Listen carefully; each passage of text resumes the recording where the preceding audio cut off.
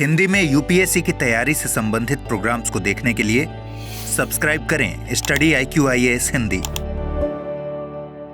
Hello दोस्तों, बहुत बहुत स्वागत है आप सबका स्टडी IQIAS हिंदी चैनल के इस प्लेटफॉर्म पे। और हम बात करने वाले हैं आज हिंदी साहित्य के प्रॉपर सिलेबस के शुरुआत की।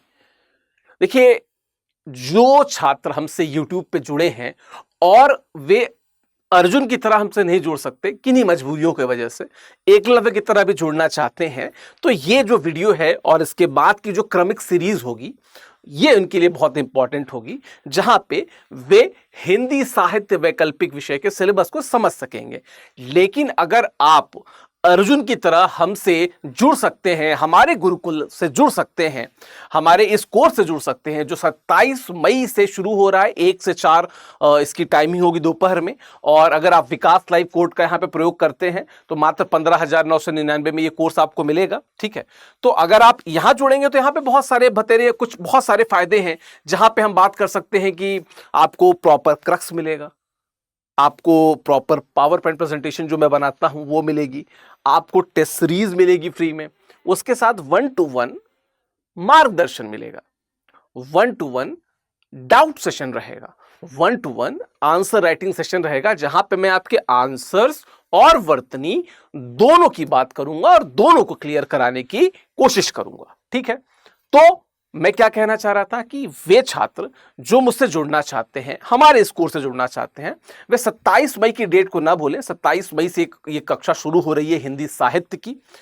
ठीक है, और जैसे इसमें लिखा है कि क्लास और टेस्ट सीरीज, तो कोशिश हमारी ये है कि टारगेटेड अप्रोच लेके चले ताकि 400 प्लस घंटे के अराउंड में हम इस सिलेबस को पूरा कर सके, नंबर 1।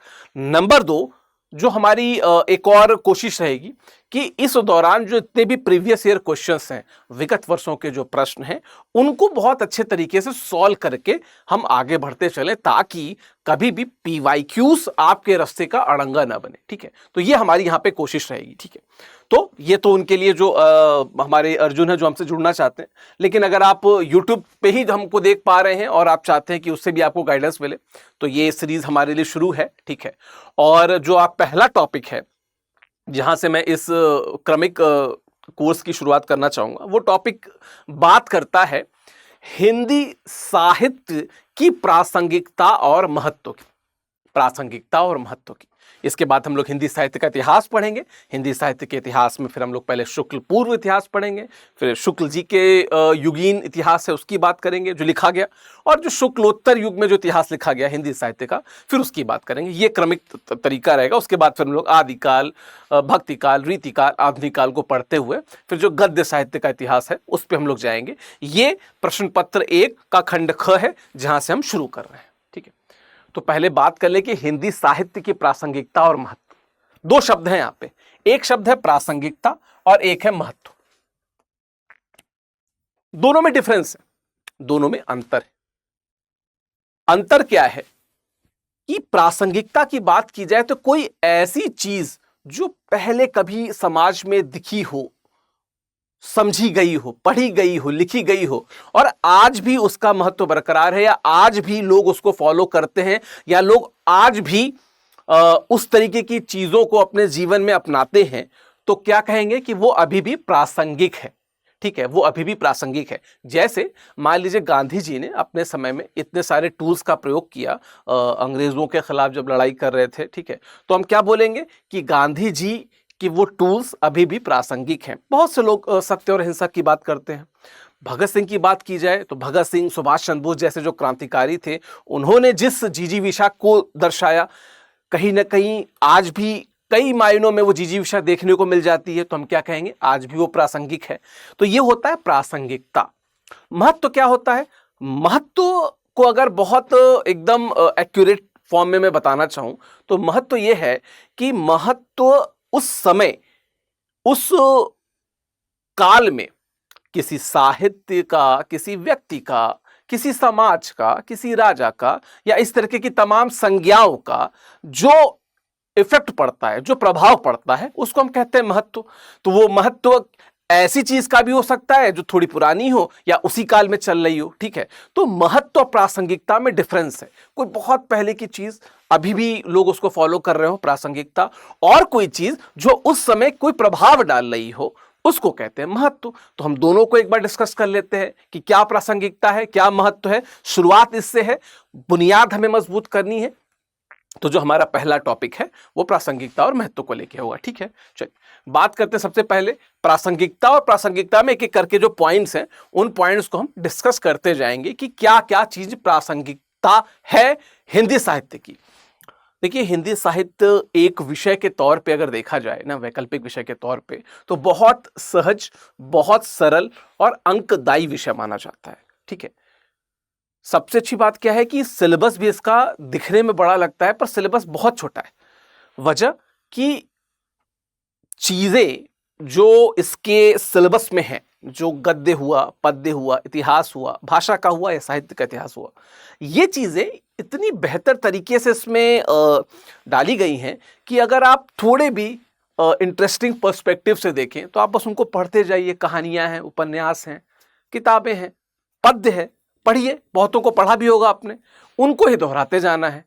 कहानी पढ़ के अगर आपको कहानी लिखने का मौका मिले और वही कहानी आपको नंबर दे, इससे बेहतर क्या है। और विगत वर्षों में जो सिलेक्शन रहा, अभी तो 2023 का जो रिजल्ट आया, आपने देखा होगा कि हिंदी साहित्य ने धूम मचा दी। इसलिए हिंदी साहित्य को बहुत फोकस होकर पढ़िए। ठीक है, और अगर आप जुड़ना चाहते हैं तो मैंने पहले बता दिया कि 27 में से हमारा नया बैच शुरू हो रहा है। ठीक है, तो वापस आते हैं प्रासंगिकता की बात पे। तो पहली जो प्रासंगिकता है वो है भाषा शैली का विकास। हिंदी साहित्य की अगर बात की जाए तो हिंदी साहित्य ने एक क्रमिक विकास देखा है भाषाओं का। चूंकि हिंदी भाषा के तौर पे भी विकसित हो रही थी। हम सबको पता है कि सबसे पहले संस्कृत आई, जब हमने संस्कृत की बात की थी। ठीक है, उसके पहले भी बहुत सारी पिक्टोग्राफिक यानी चित्रात्मक लिपियां थी। लेकिन जब संस्कृत आई, जो कि प्रॉपर व्याकरणगत संस्कृत थी, उसके बाद संस्कृत का थोड़ा सा लौकिक स्वरूप हमको देखने को मिला, जिसको हम लोग लौकिक संस्कृत कहते हैं। उसके बाद आपको पाली देखने को मिलती है, प्राकृत देखने को मिलती है, अपभ्रंश देखने को मिलती है, अवहट्ट देखने को मिलती है, पुरानी हिंदी देखने को मिलती है। और इस तरीके से जो हिंदी भाषा है वो परिमार्जित होती जाती है, वो और बेटर होती जाती है, वो और स्पष्ट होते जाती है। ठीक है, तो जो मैं बात कह रहा था वो बात क्या कह रहा था कि आपने यहां पे क्या देखा, आपने देखा कि बाकायदा आपने संस्कृत को देखा। ठीक है, संस्कृत को देखा। ठीक है, उसके अलावा आपने उसके बाद, ठीक है, आपने उसके बाद यहीं पे इसकी लौकिक वर्जन को देखा, जिसको हम कहते हैं लौकिक संस्कृत। ठीक है, इसको मैं थोड़ा सा बेटर लिख देता हूं। मुझे लगता है कि अगर जो छात्र यहाँ पे नोट्स बनाना चाहते हैं, अगर वो नोट्स बनाना चाहें तो वो नोट्स भी बना सकते हैं। ठीक है, वो नोट्स भी यहाँ पे बना सकते हैं। ठीक है, तो नोट्स बना सकते हैं। तो इसको मैं थोड़ा सा बेटर वर्जन में इसको लिख देता हूँ। ठीक है, ताकि आप अपनी नोट्स बना सकें। और नोट्स बनाते समय इस चीज का हमेशा ध्यान रखिएगा कि उस नोट्स पे इंपॉर्टेंट पॉइंट्स को बहुत अच्छे से आप मेंशन करते चले। ठीक है, जो भी इंपॉर्टेंट पॉइंट्स हैं उसके, उनको आप वहां पे मेंशन करते चलेंगे। ठीक है, तो जब मैं बात कर रहा था, एक मिनट इसको पहले इसको भी बड़ा कर लूं ताकि यहाँ पे थे हम लोग, इस पे भी आएंगे, इसमें कोई दिक्कत वाली बात नहीं। ठीक, हम लोग इस पे भी आएंगे और इसकी भी हम लोग बात करते चलेंगे, लेकिन मैं आपके नोट्स बता सकता हूँ। तो जब हम लोग भाषा शैली की विकास की बात कर रहे थे ना, भाषा शैली का विकास, ठीक है, क्यों मैं भाषा शैली का विकास की बात कर रहा हूं। देखो, भाषा शैली के विकास की जब मैं बात कर रहा हूं तो कुछ चीजें आप समझो कि भाषा शैली के विकास के दौरान एक और जो चीज हो रही थी वो थी खुद भाषा का विकास। ठीक है, भाषा का विकास में क्या हमने बताया, हमने कहा कि सबसे पहले हमने संस्कृत की बात की, संस्कृत पे तमाम हमारे टेक्सचर मिलते हैं। उसके बाद यही संस्कृत जो होती है उसका लौकिक जो स्वरूप होता है वो हमको दिखता है किसमें, लौकिक संस्कृत के रूप में, लौकिक संस्कृत के रूप में। उसके अलावा हमको क्या देखने को मिलता है, उसके बाद हमको कहीं ना कहीं पाली भाषा देखने को मिलती है। अगर आपने बुद्धिस्ट टेक्सचर को देखा हो तो आपको पाली भी दिखेगी, कुछ जगहों पे बाद में जाके प्राकृत भी आपको देखने को मिलती है। तो कहीं ना कहीं ये थोड़ा सा परिमार्जित और थोड़ा सा बेटर होती जा रही थी, फिर आपको यहाँ पे प्राकृत भी देखने को मिलती है। ठीक है, प्राकृत के बाद देखा जाए तो कहीं ना कहीं अपभ्रंश, ठीक है, अवहट्ट, कई बार इस तरीके के भी स्टेटमेंट आपको देखने को पड़ेंगे कि अपभ्रंश अवहट्ट एक ही है। लेकिन फिर विद्यापति जी आ जाते हैं, उनका एक काव्य आ जाता है जहाँ पे अवहट को स्पेशली वहाँ पे डिकोड कर दिया जाता है, तो अवहट को अलग से मान लिया जाता है। और फिर उसके बाद जो हमारी पुरानी हिंदी है वो अपने स्वरूप में आती है, पुरानी हिंदी जो है वो अपने स्वरूप में आती है। तो बाकायदा आपने क्या देखा कि संस्कृत, लौकिक संस्कृत, पाली, प्राकृत, अपभ्रंश, अवहट होते हुए पुरानी हिंदी के स्वरूप में आती है। तो खुद भाषा का जब विकास हो रहा है, जब खुद भाषा का विकास हो रहा है, तो निश्चित रूप से ये एक मिनट जब खुद भाषा का विकास हो रहा है तो निश्चित रूप से इनसे जुड़े जितने भी साहित्य हैं, ठीक है, इनसे जुड़े जितने भी साहित्य हैं उनका भी विकास हो रहा होगा। तो जाहिर सी बात है कि साहित्य का विकास हुआ तो क्या हुआ, इनकी शैलियों का विकास हुआ, इनकी शैलियों का हमको विकास देखने को मिला। ठीक है, तो इसकी प्रासंगिकता क्या है कि आज हम बैठ के समझ सकते हैं, देख सकते हैं कि किस प्रकार भाषा का उद्भव हुआ, भाषा का विकास हुआ, और जब भाषा का विकास हुआ तो भाषा की शैलियों का भी विकास हुआ, भाषा की शैलियों का भी विकास हुआ। ठीक है, विकास हुआ। अब बात एक चीज और आती है इसमें कि जब मैं शैलियों की विकास की बात कर रहा था तो अभी उसकी प्रासंगिकता क्या है, क्योंकि पहला हमारा पॉइंट वही था कि प्रासंगिकता ये है कि आज भी अगर हमको एक विस्तृत पैटर्न बनाना हो, या समाज किस तरीके से बदला, या समाज के अनुरूप साहित्य किस तरीके से बदला, तो उसमें बहुत बड़ा रोल किसका आ जाता है, भाषा शैली के विकास को आ जाता है। और इससे हमें यह भी पता चलता है कि जो भाषा हमारी है, जैसे मान लीजिए आधुनिक हिंदी खड़ी बोली है, तो ये किस प्रकार से विकसित हुई, ये एकदम क्रमबद्ध तरीके से हमें पता चल जाता है। तो एक ये बहुत अच्छा प्रासंगिकता है किसकी, इसकी क्या कहते हैं, हिंदी साहित्य की, कि हमको भाषा शैली का विकास जो है वो समझ में आता है कि कैसे भाषा शैली का विकास हुआ। ठीक है, बात की जाए इसके बाद की तो और क्या चीज, इसकी इंपॉर्टेंस क्या। दूसरा, तत्कालीन समाज के बारे में पता चलता है। तत्कालीन समाज के बारे में पता चलता है, हमें पता चलता है कि चीजें कैसे कैसे बदली। अब इसका भी उदाहरण मैं आपको समझा देता हूं। ठीक है, जब तत्कालीन समाज के की बात मैं कर रहा हूं तो यहाँ पे चीजें और कैसे बदली देखिए। जैसे अगर आपको पता हो कि, वैसे मैं आगे पढ़ाऊंगा इसको, मैं फिर भी बता देता हूं, हम लोग जब हिंदी साहित्य के इतिहास को पढ़ेंगे तो वहाँ पे हम लोग पहले आदिकाल की बात करेंगे, फिर हम लोग भक्ति काल की बात करेंगे, फिर रीतिकाल की बात करेंगे, फिर आधुनिक काल की बात करेंगे। तो जब हम आदिकाल की बात करेंगे ना, जब हम आदिकाल की बात करेंगे, जब हम आदि काल की बात करेंगे, ठीक है, जब हम भक्ति काल की बात करेंगे, ठीक है, आराम से बहुत अच्छे से डिस्कस करेंगे, या जब हम रीतिकाल की बात करेंगे, या जब हम आधुनिक काल की बात करेंगे, ठीक है, तो हम इस दौरान देखेंगे कि जो समाज था वो अलग अलग प्रभावों से प्रभावित था, अलग अलग विचारधाराओं से प्रभावित था। और चूंकि समाज प्रभावित था विचारों से, प्रभावों से, तो साहित्य भी प्रभावित हुआ। तो साहित्य भी प्रभावित हुआ तो आदिकाल में आपको वीर, बहुत जगह पे आपको क्या होगा, वीरता परक आपको बहुत सारे पद्य मिलेंगे। ठीक है, बहुत सारे वीरता परक पद्य मिलेंगे, लेकिन ये जो वीरता होगी ये व्यक्ति विशेष की ज्यादा होगी। परमाल रासो की बात कर लीजिए, पृथ्वीराज रासो की बात कर लीजिए, तो वीरता परक मिलेगा उस समय का साहित्य। लेकिन जब आप भक्ति काल में आएंगे, और जब यहाँ पे आदिकाल में क्या होता है कि आप बहुत कुछ पाएंगे, हालांकि डिटेल में हम इसको डिस्कस करेंगे, पर शॉर्ट में बता देता हूं। आदिकाल में जहां पे आप ये पाएंगे कि कोई मजबूत या जिसे कहते हैं कि सशक्त शासक हमें वहां पे नहीं देखने को मिलता है भारत का। जबकि बाहर से बहुत सारे, जिन्हें हम कहते हैं तुर्कों का आक्रमण, या जो इस्लामिक इन्वेजन कई बार बात की जाती है, तो इस तरीके के लोग भारतीय जो अपना जनमानस था इसमें एंट्री करने की प्रयास कर रहे थे। जो भारत का जो पूरा क्षेत्र है यहाँ पे एंट्री करने का प्रयास कर रहे थे। तो कहीं ना कहीं वहां की जो भारत की उस समय की जनता थी वो किसी केंद्रीकृत राजा के प्रभाव में नहीं थी। छोटे छोटे बहुत सारे रजवाड़े थे। आप खुद देखिए कि जब आप इतिहास पढ़ते हैं तो आपको हर्षवर्धन के बाद कोई बहुत मजबूत या सशक्त शासक नहीं मिलता है, हर्षवर्धन के बाद। लेकिन जब आप दिल्ली सल्तनत तक आ जाते हैं तो दिल्ली सल्तनत के बाद कहीं ना कहीं कुतुबुद्दीन ऐबक, फिर इल्तुतमिश, और इसके बाद भले वो तुर्क शासक हो, ठीक है, वो किसी अन्य धर्म के शासक हों, लेकिन एक थोड़ी बहुत आपको सेंट्रलाइज जिसे कहते हैं ना कि केंद्रीकृत प्रवृत्ति आपको वहां पे देखने को मिलती है। और ये चीजें आपके साहित्य में भी परिलक्षित होती हैं, या आप ये कह सकते हैं कि साहित्य के द्वारा हमें इस तरह की चीजों का भी पता चलता है। ठीक है, तो यहाँ पे आपको ऐसा दिखेगा। तो भक्ति काल में जब वही चीजें थोड़ी मजबूत हो रही होंगी, जैसे कि जब दिल्ली सल्तनत की बात की जाए या मुगल काल की बात की जाए, दोनों भक्ति काल के समय के बात हैं।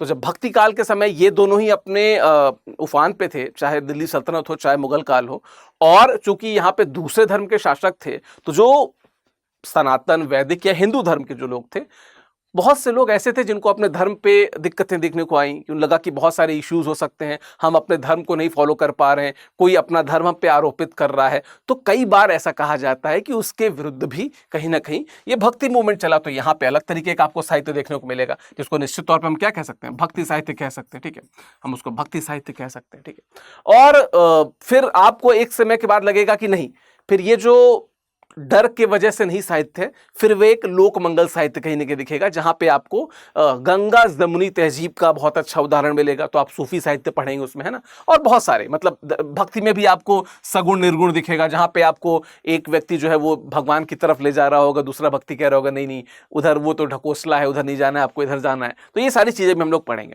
रीतिकाल में आप आएंगे तो क्या देखेंगे, रीतिकाल वो समय है जब जो हम लोग लेसर मुगल्स की बात करते हैं ना, जो मुगलों के पतन की बात करते हैं, उस समय का है। उस समय मुगल दरबार में क्या हो रहा था, रासलीलाएं चल रही थी, राजा सीरियस थे ही नहीं, राजा सिर्फ आनंद में विलास में डूबे रहना चाहते थे। यहाँ पे वही चीज दिख रही है, आनंद में विलास में डूबे रह रहे थे। रीति काल में भी उसी तरीके की चीजों का रीति काल में बहुत से जो इतिहासकार है वो क्या कहते हैं कि प्रमुख जो रस दिखता है, जो प्रमुख केंद्रीय भाव दिखता है, वो रसों का दिखता है। तो कहीं ना कहीं लोग, हालांकि रीति का अर्थ परंपरा से भी लिया जाता है, लेकिन बहुत से लोग कहते हैं कि रस का लिया जाता है। ठीक है, तो कहीं ना कहीं आपको यहाँ पे इस तरह के, हालांकि रीतिकाल के बहुत सारे अलग क्या कहते हैं डिविजन्स भी हैं। ठीक है, जहां पे हम लोग डिटेल में बात करेंगे कि क्या रीति मुक्त होता है, क्या रीति सिद्ध होता है, ठीक है, क्या रीति बद्ध होता है, क्या रीति इतर काव्य क्या है, ये सब पढ़ेंगे हम लोग उसको। तो यहाँ पे उस तरह का साहित्य लगा गया। फिर आधुनिक काल में जब हम लोग अंग्रेजों की गुलामी देख रहे थे, ठीक है, उस समय जो साहित्य रचा गया उसका अपना महत्व है। ठीक है, तो प्रासंगिकता तो बिल्कुल बनी रहती है, और उसी प्रासंगिकता की बात करते हुए हमने बोला कि तत्कालीन समाज के बारे में हमें पता चलता है। ठीक है, फिर क्या है, हमें भाषा का विकास दिखता है। अभी थोड़ी देर पहले मैंने इसको बात किया, भाषा शैली के विकास के साथ में भाषा का विकास दिखता है। थोड़ी देर पहले मैंने बताया कि कैसे हम कहां से कहां तक आए, ये हमें टेक्सचर्स यानी कि जो हमारे साहित्य हैं उसके द्वारा ही पता चलता है। ठीक है, उसके द्वारा ही हमें पता चलता है। फिर और क्या है, संस्कृति को जोड़े रखने में सहायक है, बिल्कुल संस्कृति को जोड़े रखने में सहायक है। भाई देखिए, आज के समाज को आज से 2000 साल पहले के समाज से जोड़ने में जो सबसे प्रमुख चीज काम करती है वो इतिहास और मोस्टली साहित्य करता है। उस समय के साहित्य को पढ़ के तो आप तुलसीदास को समझते हैं, आप सूरदास को समझते हैं, तुलसीदास को समझते हुए आप कहीं ना कहीं उस राम भक्ति में चले जाते हैं, सूरदास को पढ़ते हुए आप कृष्ण भक्ति में चले जाते हैं। फिर कबीर को जब आप पढ़ते हैं तो फिर आप कहते हैं नहीं नहीं नहीं नहीं, बहुत ज़्यादा हमको ब्लाइंड नहीं होना है, अंधविश्वास की तरफ नहीं जाना है, ढकोसले की तरफ नहीं जाना है, हम अंदर से ब्रह्म को ही ईश्वर मान लेंगे, उस तरह की बात आती है। तो बहुत सारी चीज़ें आपको जो है वो जोड़े रखने में सहायक है संस्कृति से। और चाहे वो बात हो आदिकाल की, जब पृथ्वीराज रासो 4 बांस 24 गज अंगुल अष्टप्रमाण ता ऊपर सुल्तान है मच चुके चौहान जैसी चीजें लिखी जा रही हों, या बात हो भक्ति काल की जहां पे तुलसीदास लिखते हैं कि कर्म प्रधान विश्व ऋषि राखा, या बात हो रीति काल की जहां पे बिहारी अलंकारों का जो शाब्दिक चित्रण करते हैं वो चीज दिखा हो, चाहे बात हो आधुनिक काल की जहां पे एक से एक निराला से लेके पंत तक और जयशंकर प्रसाद से लेके मैथिली शरण गुप्त तक तमाम रामधारी सिंह दिनकर तमाम लेखकों ने अपनी कलम से बिल्कुल जिसे कहते हैं कि ज्वलंत आग लगा दी। आग तो खैर ज्वलंत होती ही है, लेकिन एकदम जिसे कि ज्वलंत मशाल जगा दी। तो ये चीज क्या होती है, हमको जोड़ के रखती है। हम उस पद्य को पढ़ते हैं और जब हम वो पढ़ने को आता है ना कि हिमाद्रि तुंग शुंग से प्रबुद्ध शुद्ध भारती, या मुझे तोड़ लेना बनमाली उस पद पर तुम देना फेंक, मातृभूमि पे शीश चढ़ाने जिस पर जाए वीर अनेक, तो इस तरह की चीजें हमें उद्वेलित करती हैं, हम जुड़ जाते हैं। ठीक है, हम जुड़ जाते हैं वहां पे। और इसीलिए मैं कहता हूं कि साहित्य का एक बहुत बड़ा महत्व क्या है, संस्कृति से जोड़े रखने में सहायक है। और क्या इंपॉर्टेंस है, हमको इतिहास बोध का बोध होता है, बिल्कुल इतिहास बोध होता है, हमें पता चलता है भाई, मैंने भी बोला ना, जैसे समाज, तत्कालीन समाज के बारे में पता चलता है, वैसे हमें क्या पता चलता है कि कैसे कैसे इतिहास हमारे देश का बदला।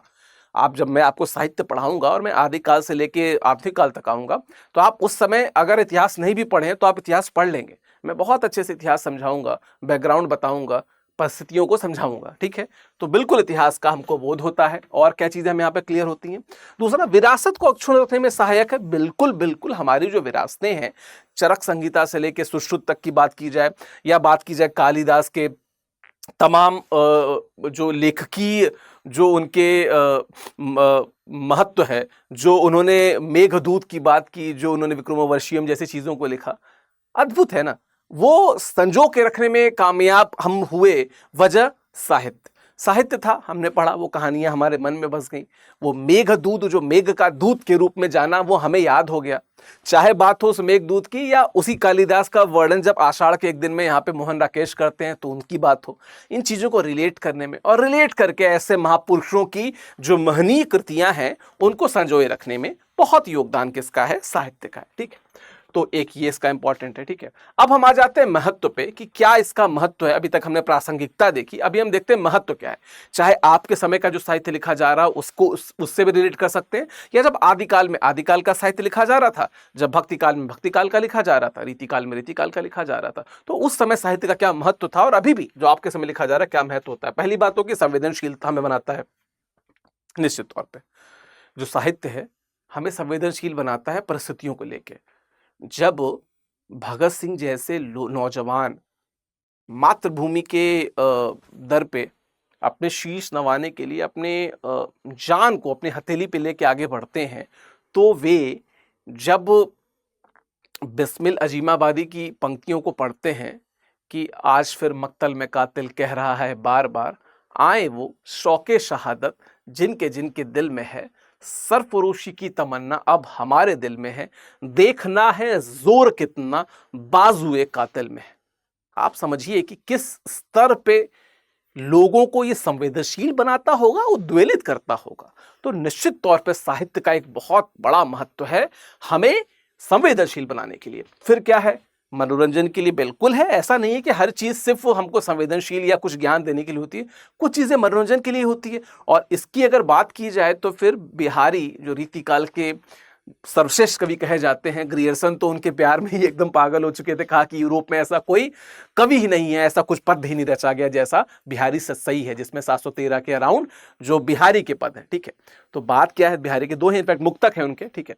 तो मनोरंजन का बिल्कुल बिहारी को कनक कनकते 100 गुनी मादकता अधिकाय, या खाए बोराए जग वा पाए बोराए, अलंकारों की जितने भी परिभाषाएं हैं आपको बिहारी से मिल जाएंगी, ये भी बिहारी का लिखा हुआ है। और बिहारी थे दरबारी कवि, बावजूद उसके उन्होंने बहुत सारी चीजों को अलग अलग तरीके से मनोरंजित करके भी लिखा, और कई बार कुछ चीजें संवेदनशील करने के लिए भी लिखी। कई सारी चीजें इस वजह से भी लिखी कि जो राजा हैं उनको अच्छी लगती हैं, दरबारियों को अच्छी लगती हैं। मनोरंजन का भी ध्यान रखा, कई बार शिक्षाओं का भी ध्यान रखा, लेकिन मनोरंजन एक प्रमुख पॉइंट था उनके, जो भी उनका लेख रहा है उसमें मनोरंजन एक प्रमुख तत्व रहा, ठीक है। और इसी वजह से कि वो एक विशेष दरबारी कवि कहे जाते हैं जिनमें मनोरंजन और अलंकार इतना ज्यादा भरे हुए थे कि आप पढ़ेंगे तो आप उसमें खुद ही आह्लादित हो जाएंगे।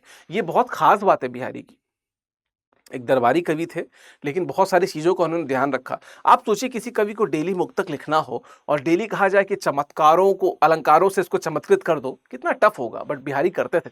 तो निश्चित तौर पे मनोरंजन का भी इस पे बहुत इंपॉर्टेंट। दूसरा है, नए विचार आपको पता चलते हैं, बिल्कुल नए विचार आपको पता चलते हैं।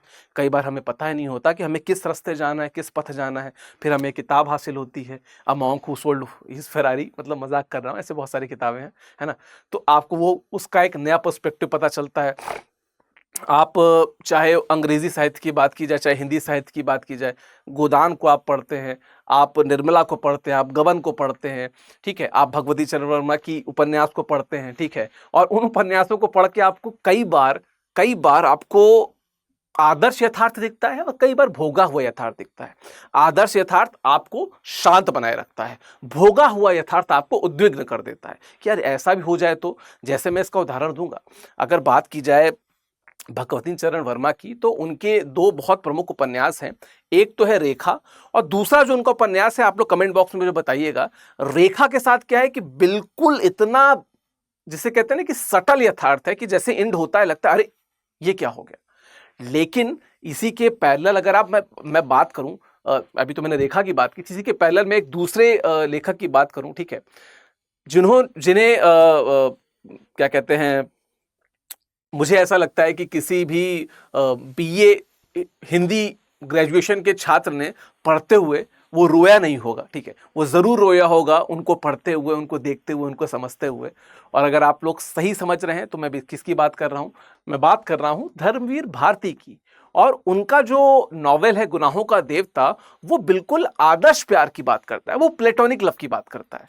तो ये साहित्य का एक बड़ा रोल है जो आपको अलग अलग तरीके के विचार देता है। कई बार आप जब द्वंद्व में रहते हैं तो साहित्य का इतना सशक्त पकड़ रहती है कि अगर आप साहित्य पढ़ रहे हैं तो वो आपके विचारों को द्वंद्व से दूर होने में भी सहायता देता है, और कई बार उस द्वंद्व के अलावा कोई तीसरा रास्ता खोलता है कि आप इस रास्ते से आप आगे बढ़ सकते हैं, ठीक है।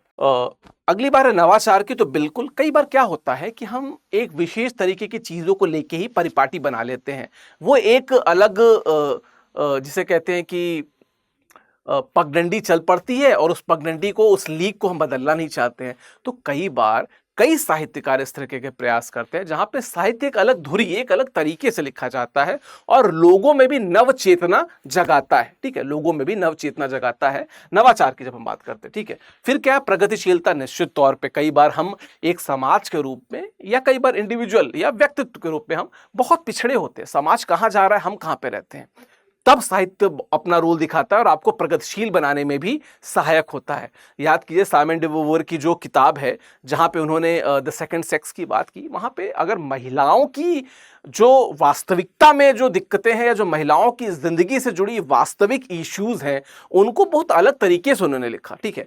सेकंड सेक्स मतलब जो एक जेंडर, एक सेक्स तो मेल हो गया, जो दूसरा सेकंड सेक्स है, जो महिला है, उनके बारे में बात की जा रही है। वहां पे आपको पता चलेगा कि महिलाओं के नाम पे जो प्रगतिशीलता दिखाई जाती है वो एक्चुअल दिखाई नहीं, वो अपनाई जानी चाहिए। ओढ़ना नहीं है, हमें वो बन जाना है, उसकी बात वहां पे है। खैर उसके बहुत सारे और भी अभिविन्यास हैं, कभी उन पे बात होगी, ठीक है। और क्या है इसका इंपॉर्टेंस क्या है कि उद्बोधन, क्रांति, बहुत सारे साहित्य ऐसे हुए जिन्होंने क्रांति का पथ प्रतिपादित किया। बहुत सारे, आप यूरोपियन क्या कहते हैं साहित्य को देखें, खासकर आप मार्क्स की बात करें या आप रशियन क्रांति की बात करें, ठीक है। जार निकोलस सेकंड के खिलाफ जब विद्रोह हुआ, जब वो युद्ध बड़े युद्ध का रूप ले रहा था, उस समय क्या उसमें साहित्य का योगदान नहीं था? बहुत ज्यादा योगदान था। आप छोड़िए, आप भारत की बात कीजिए। भगत सिंह जिस समय उनको फांसी दी जा रही थी उस समय वो लेनिन को पढ़ रहे थे, और लेनिन जैसे जो प्रतिरूप थे, लेनिन जैसे लोग थे जो साहित्य के रूप में उनके पास पहुंचे थे विभिन्न जगहों पे, चाहे वो आयरिश क्रांति हो, चाहे वो रशियन क्रांति हो, वहां का जो टेक्सचर था, वहां के जो साहित्य थे, जब भारत के क्रांतिकारियों के पास पहुंचे तो उन्होंने बहुत प्रभावित किया। भगत सिंह की जैसे मैं बात कर रहा था तो वो लेनिन को पढ़ रहे थे। जब वो आता है व्यक्ति की, चलिए अब आपके फांसी का समय हो गया है, तो फिर वो कहते हैं कि एक हीरो दूसरे हीरो से बात कर रहा है, फिर किताब पढ़ते हैं, फिर फेंकते हैं, फिर चले जाते हैं। तो निश्चित तौर पे क्रांति का प्रतिपादन होता है अगर साहित्य इस तरीके से लिखा जाए। बहुत सारे उदाहरण आपको मिल जाएंगे जहां पे साहित्य ने बहुत बड़ा अंतर उत्पन्न किया, ठीक है। बात की जाए उसके बाद की, तो तार्किकता की कसौटी, बिल्कुल तार्किकता की कसौटी है। क्यों नहीं है? है इसलिए क्योंकि कई बार होता क्या है कि हम विचार शून्य हो जाते हैं। कई बार हमें नहीं पता चलता कि हम जिस विचार की बात कर रहे हैं वो विचार तार्किक है या नहीं है। तो कई बार जो साहित्य होता है वो हमें क्लियर करता है, ना ना आप सही हो, यू आर राइट, बट आपको अगर ये थोड़ा और एंगल आप अपने विचार में डाल लो या किस और विचार को और अपने जो मौलिक विचार उसमें जोड़ लो, तो आपका जो विचार है वो थोड़ा ज्यादा तार्किक हो जाएगा। साहित्य हर तरीके का हो सकता है, चाहे वो जिसे कहते हैं कि किसी सच्ची घटना पे लिखा गया हो, चाहे वो किसी नैरेटिव पे लिखा गया हो। कई बार वो आपको तर्क और वितर्क के बीच का जो अंतर है वो बताता है और आपको दुविधा से बचाता है, द्वंद्व से बचाता है, ठीक है। तो निश्चित तौर पर साहित्य का ये भी एक बहुत बड़ा योगदान है। और फिर क्या है, रूढ़िवादिता या प्रगतिवादिता का धोतक, निश्चित तौर पर दोनों को मैंने लिख दिया है।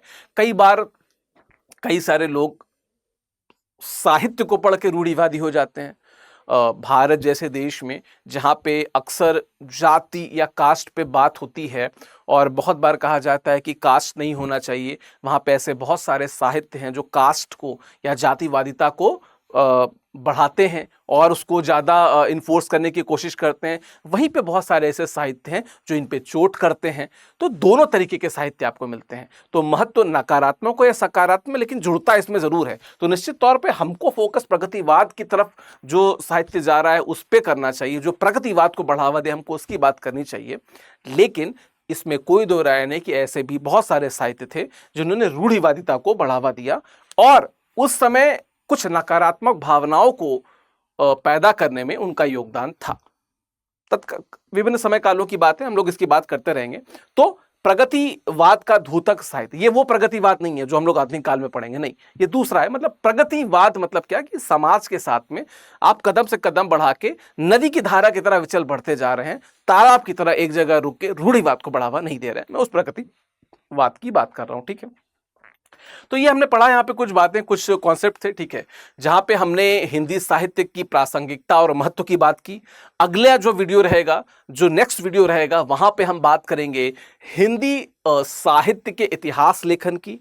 और इतिहास लेखन में शुरुआत हम लोग शुक्ल पूर्व युग से करेंगे, फिर हम लोग शुक्ल युग के दौरान की बात करेंगे, फिर शुक्लोत्तर युग की बात करेंगे और फिर इतिहास पे चले आएंगे जो हिंदी साहित्य का इतिहास है, जहां पे हम लोग आदिकाल, भक्तिकाल, रीतिकाल और आधुनिकाल की विस्तार से चर्चा करेंगे। ये मेरा टेलीग्राम ग्रुप है ऑफिशियल विकास नाम से, आप इस टेलीग्राम ग्रुप से जुड़ सकते हैं। और मैं जैसा कि मैंने बताया आपको कि ये जो हम लोग नया कोर्स शुरू कर रहे हैं यहाँ पे, ठीक है, आप इस कोर्स में अगर एनरोल होना चाहें तो 27 मई से कक्षाएं शुरू हैं। 1 से 4 क्लास कक्षाएं चलेंगी। विकास लाइव कोड का प्रयोग करेंगे तो मात्र 15,999 में ये कोर्स आपको मिलेगा। और कुछ चीज़ें मैं इसमें बता दूं क्या कि अगर आप और भी फर्दर डिटेल्स जानना चाहते हैं तो ये स्कैन करके मेरे टेलीग्राम ग्रुप से जुड़ जाइएगा, ठीक है। यहाँ पे मैं बाकी डिटेल्स भी देता रहूँगा, नोट्स वगैरह भी मैं यहाँ पे प्रोवाइड कराता रहूँगा, ठीक है। तो ये जो PDF है, ये PDF मैं आपको उसी ग्रुप पे अपलोड कर दूंगा, ठीक है। तो आशा है कि वीडियो आपको अच्छा लगा होगा। इस प्लेलिस्ट से जुड़ जाइए, इस पे वीडियोस लगातार अपडेट होते रहेंगे और मैं लगातार बताता रहूँगा कि हम किस तरीके से हिंदी साहित्य को लेकर आगे बढ़ें। बस सिलेबस को तो हमने शुरू कर ही दिया है। आशा है कि आपका प्यार हमें मिलता रहेगा और आपको वीडियो में कुछ और भी चीज़ चाहिए, किसी विशेष टॉपिक पे चाहिए तो भी आप हमें कमेंट बॉक्स में बता दीजिए। हमारी टीम छांट के वो हम तक पहुंचा देगी और हम कोशिश करेंगे कि उन पे भी वीडियो बनाएं। तो आशा है वीडियो आपको अच्छा लगेगा। बहुत बहुत धन्यवाद, शुक्रिया। स्टडी IQ देखने के लिए बहुत बहुत धन्यवाद। हिंदी में UPSC की तैयारी से संबंधित प्रोग्राम्स को देखने के लिए सब्सक्राइब करें स्टडी IQ IAS हिंदी।